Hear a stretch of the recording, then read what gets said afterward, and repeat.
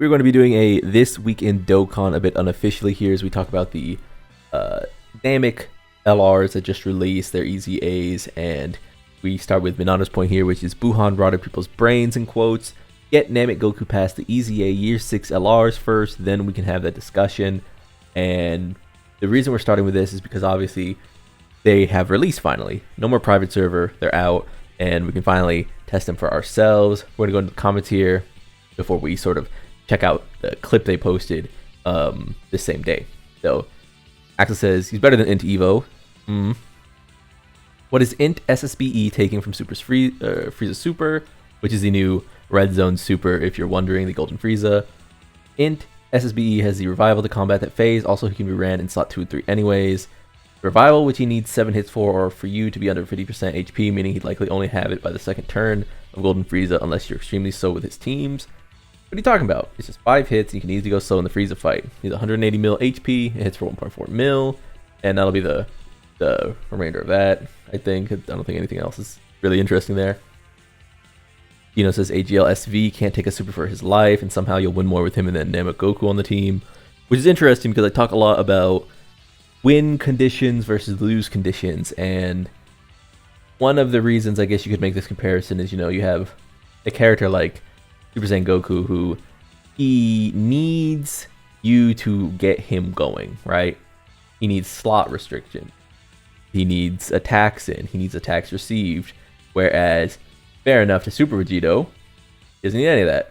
The reason you will win more, even though this character is objectively not as strong as this character, is because in a vacuum, Dokkan is still a team game.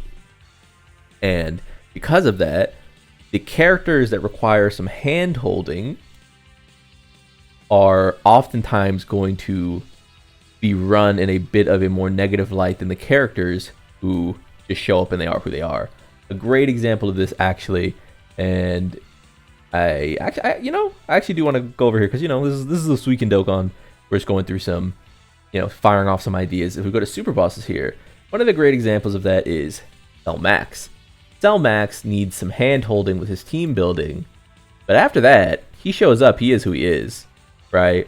And one of the things about Cell Max that was sort of sketchy is that we kind of understood that this would be a problem eventually, right? This would be a problem eventually because it's not. It relies on a bunch of other characters staying good. So when you go to something like Artificial Life Forms or Super Bosses or Movie Bosses, you can sort of see it trickle down. Like, look how disparate this fucking situation is. Just terrible. EZA Boo is really good. This Boo is really good. Free-to-play Bio Broly is okay. Okay to good. He was good before. Maybe he's worse now. I haven't seen him in the new content. Int Boo is going to stay good for a while still. He's just like a G's unit. But after that, it's, despair. We go to Super Bosses. AGL Broly is okay. Urine is good. The trio are okay still, I guess. There's not that much dodge canceling, and you can just get them orbs, but they're not, they are what they are. I don't know how Topo's doing anymore. There's not been a good Goku Black in like years. There goes that. And now it's on the Movie Bosses, which is a real team. Movie Bosses is a real team. So if you wanted to say, when all allies attacking the same turn are Movie Bosses, now we get talking. The issue Cell Max comes into is, you put Cell Max on that team, and you're just running a weaker version of this guy's team. Because why would you run a character who doesn't link well when you could just run a bunch of Brolys in Janemba? You know what I mean? It's really hard to find a space for him. So even though, just talking generically about the game here, even though Cell Max doesn't seem to have that much difficulty getting this up, once you sort of look here, you see another way that characters are aged out and how effective it is to just attach things like this to a character to get them out of here. So yeah, that's just a little preamble to make sure that you understand it's not that Nameku doesn't do anything or can't put up big numbers. There are many things that factor into getting a character on a team reliably, right? And this person obviously points out that, Year 6s have built-in defense mechanics. it's on Evo, I guess. That's just Int Buhan, Fizz Buhan being as good as he was on release. Maybe people forget a lot of those worldwide download celebration EZAs have actually been really bad on release. That's interesting. I haven't not been here for that many of these, so kind of interesting. And I guess we'll move on to the second point, which is their actual video here. So you can see that Goku has 1.33 million defense. It is turn 5, so if you can't see it here, but I guess I can switch to this. There you go. It's turn 5, so guard running out soon. Or has run out? I think it's running out soon. So they use the active. Getting Goku's in, got SV in. This rotation, by the way, is pretty safe. This rotation is pretty safe outside of Nameku. So here we go. Gets caught. Getting supered, and 697,000, basically a flat 700,000. And one of the reasons you can survive that is because obviously characters are up. We're up to the point where our teams have about 830 to 850 million HP. So, you know, there's that. But, and where is it? And there we go. Game's over. So, this is kind of the thing. Did Goku get to attack there? He didn't, right? Yeah, he never attacked. And this is where we kind of get to that conversation where people talk about like, oh, you know, if you just kill the boss, then what are they going to do to you? They only need to survive one attack. This is the way that Dokkan kind of goes about aging out characters super fast. If Dokkan wants to make it so that characters just start getting blasted, even if they can survive the one super, this looks like pretty dire, right? Like, we can go into here and we start looking at these characters and we're like, you know, does Beast even survive like a 7 million on top of like a 7 million or something like that? Like, I don't think so at turn 5. Maybe he does. I don't have Beast myself, but maybe someone can. If you're out there and you use Beast a lot, or if you've used him against that fight, tell me. Give me a little heads up. But that's where we start to get characters with dodge effects, with giant ape modes, with the Vegito active, with characters like Jiren and Family Kamehameha's stocks go up because they just have so much damage reduction tied to their standbys. We have characters like Gotenks, who's just really survivable if he procs his 700%.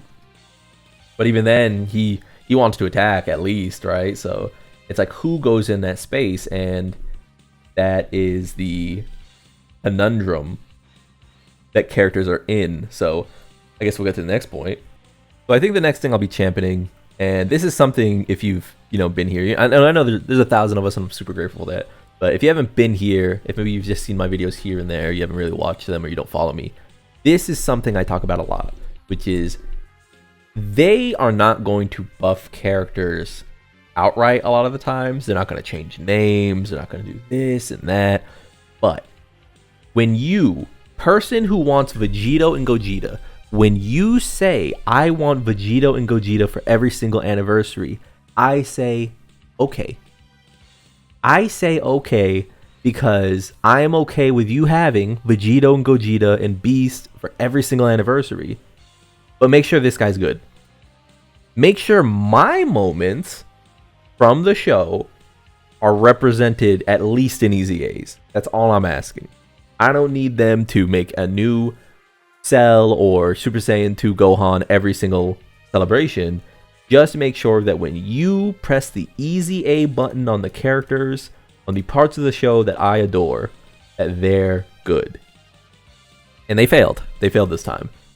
So when people say things like, I cannot stand this character getting another anniversary or something, the reason a lot of times why is because if they don't hit with these EZAs, when are we getting another Namek celebration? It feels like never.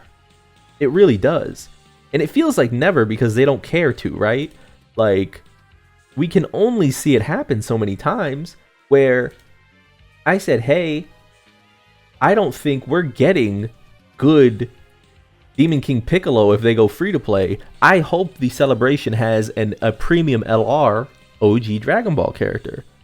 And it's because when this character decides to awaken to an LR and then EZA in his dog shit or something, I'm gonna look at it crazy. Because when are we getting this again? So you can have your Vegito, you can have your Gogeta, but we really need to talk about like getting these characters active if you're never going to put them in the game. And so when Gresh says if they want to buff the Namek EZAs, all they need to do is just drop like obscene stat skill orbs for them. Available through the training in the Clouds event shop. Would be really easy to do if only. Obviously Gresh comes from Legends, but also is a long-time Dokkan player, much longer than myself, of course. And this would be akin to dropping unique equipment or something. And I think that this could be the next great step in Dokkan Battle. The dupe system is bad. The dupe system could be better if they allowed for something like this, where it's like a Zenkai. I know that EZAs and Zenkais are essentially one-to-one with each other, but if the dupe system opened up unique equipment that let these characters compete, I wouldn't have a problem with you dropping 8 beasts. Drop as many beasts as you want if I can equip this character with his unique equipment that makes him not a fucking fish with Goku. You know what I mean? Like, this is priority number 1 for me, genuinely, in Dragon and Dokkan Battle. Because I think the way characters age out in this game is really uninteresting.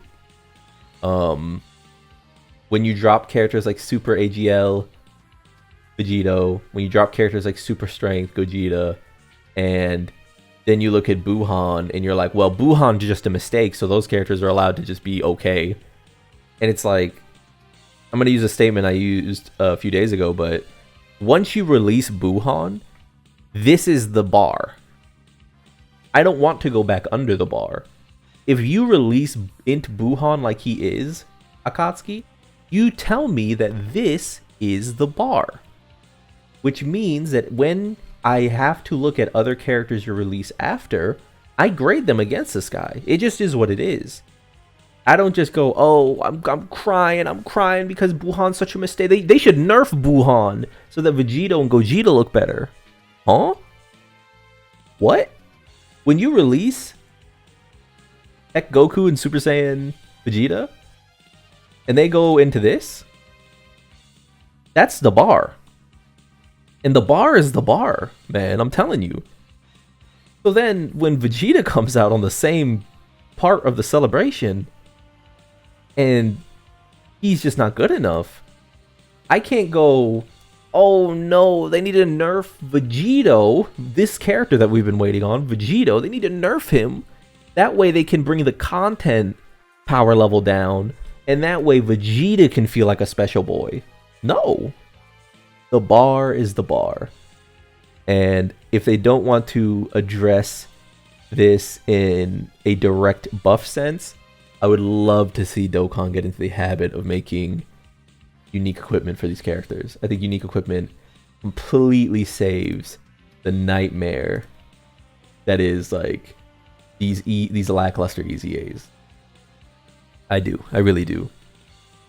I guess we'll get into the last thing. 1 second. Alright, so last thing was that I was going to go into here and just say, got the panel missions done. If you haven't, you know, it's worth getting these done because it is, you know, it is a little spike of stones, a little injection, but certainly is not the end-all be-all. So we'll grab these real quick. There's my 1 stone, dude. Hell yeah. But you know, all jokes aside, though, the reason I bring this up though is that we've had a pretty good amount of stones so far, right? Like, I believe the average for the prior anniversaries was about 500? 500 to 600? Can anyone correct me on that if you've made it this far? And the reason I wanted to point that out is because I have a pretty decent measure here. I had 2,700 stones going into part 1, and it only took me 600-ish stones to get Goku and Vegeta, Super Saiyan 3 Goku, and the Evolution Blue Vegeta. So, I mean, we've gotten about 600 stones, I want to say. Maybe that's more, maybe that's less than usual. But this is also with content still pending. I do still have some stages and missions to clear up that I didn't get to yesterday because I got on to farm the Namek LRs, and then I was like, I'm tired. So I did get those done, and then I do still have more stages to get. Vegito wagging his finger there. But yeah, I still do have some things to get to, and I just want to know if you've made it this far. How has your stone saving gone after part 1? Where do you at? Especially those who summoned down to like 0. How has your saving gone? What number are you exactly at? Because I think that's a good gauge of like where we should be at, right? But we'll see. Once this number is complete, it'll be... I cannot wait to make the video going over how many stones in total there were for this anniversary, because there needs to be more than you. I think the anniversaries have been ending at about, I want to say 1,300, 1,400, maybe. So I hope we get to at least 2,000 for the 10-year for new players coming in. I hope we get to at least 2,000. But yeah, if anyone sees this, what has your stone count look like after playing a bit of the content? With all that said, though, that's gonna do it for me. Like if you like the video, subscribe to the Club. We all gonna make it, by the way, and